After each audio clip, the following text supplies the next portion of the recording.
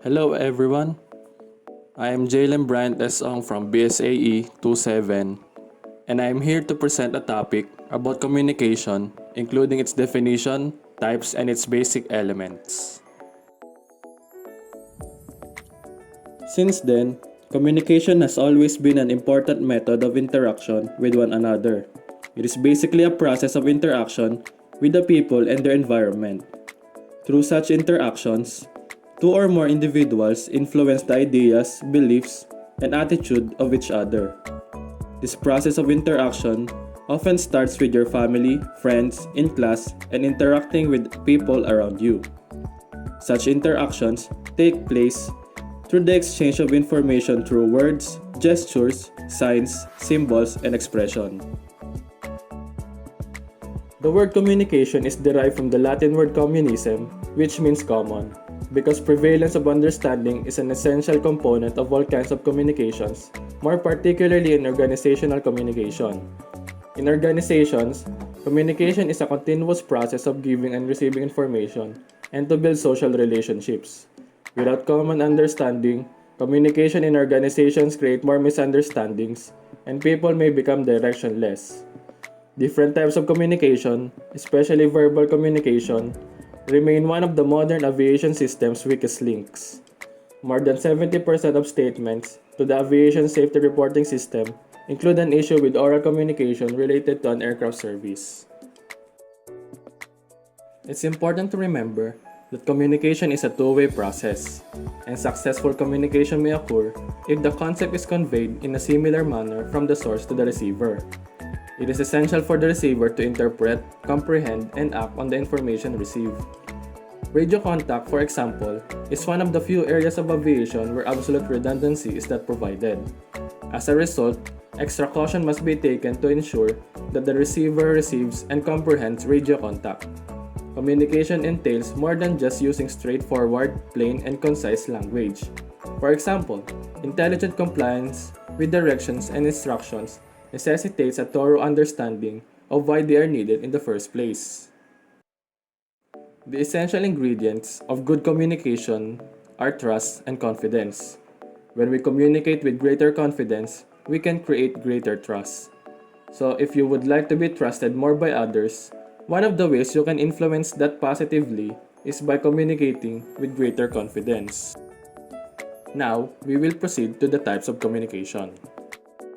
We often think of oral or spoken communication first when we think of communication. There are many different ways to communicate, wherein each of them plays an important role in sharing information. We will now take a closer look at the different types of communication. The first one is speech or verbal communication. Verbal communication is the use of language to transfer information through speaking or sign language. It occurs when we engage in speaking with others. It's one of the most common type of communication and it can be face-to-face, over the telephone, via Skype or Zoom, and etc. Also, it's frequently used in presentations, video conferences, phone calls, meetings, and one-on-one conversations. It is important to communicate verbally because it is more effective. The effectiveness of this type of communication depends on the tone of the speaker, clarity of speech, volume, speed, body language, and the quality of words used in the conversation. The next one is nonverbal communication, which is the use of body language, gestures, and facial expressions to convey information to others. It can be used both intentionally and unintentionally. What we do while we speak often says more than the actual words. For example, you might smile unintentionally when you hear a pleasing or enjoyable idea or piece of information. Nonverbal communication is helpful when trying to understand others' thoughts or feelings. Your nonverbal communication skills can create a positive or negative impression. Employers can judge both what you say and what you do, and you will make the best impact by using your nonverbal communication skills. If your skills aren't up to par, you should improve them so that you leave a good impact on anyone you encounter at work and outside of it. Now we have the examples of nonverbal communication. First, we have facial expression, which is the movement of the face that convey the emotional state of an individual to the observers. Second, the gestures, where you communicate using visible bodily actions with a particular message, either in place of or in conjunction with speech. Third, paralinguistic, which is the part of communication outside of the words themselves, where the volume, speed, intonation of a voice, along with gestures and non-other verbal cues are important. Fourth, the body language and posture communication through the movement of your body like dancing and etc. Fifth, eye gaze or the way you look at someone. And lastly, we have haptic, which is the communication through touch. Now, we have visual communication. Visual communication is the practice of graphically representing information to efficiently and effectively create meaning. There are many types of content in the realm of visual communication, with examples includes infographics, interactive content, motion graphics, and more. No matter the medium, all incorporate at least some of the following elements: interactivity, iconography, illustration, supporting text, graphs, data, visualization, and animation. Visual communication can be used during conferences and trade shows, websites, social media posts, office presentations, and meetings. Also, in properly using visual communication, you need the right elements, which are usually text, icons, shapes, imagery, and data visualizations to create meaning for your audience. After that, we have written communication, which is the means of sending of messages, orders, or instructions in writing through letters, circulars, manuals, reports, telegrams, office memos, bulletins, and etc. Basically, it involves any type of interaction that make use of the written word. It gives certain advantages, including its suitability for long-distance communication and repetitive standing orders, gives the reader sufficient time to think, act, and react, and can be sent to many persons at a time. Even with its advantages, there are some limitations in this type of communication. It is time-consuming, cannot maintain strict secrecy, and is not effective in case of emergency. Next, we have formal communication, which is referred to as the flow of official information through proper, predefined networks and routes.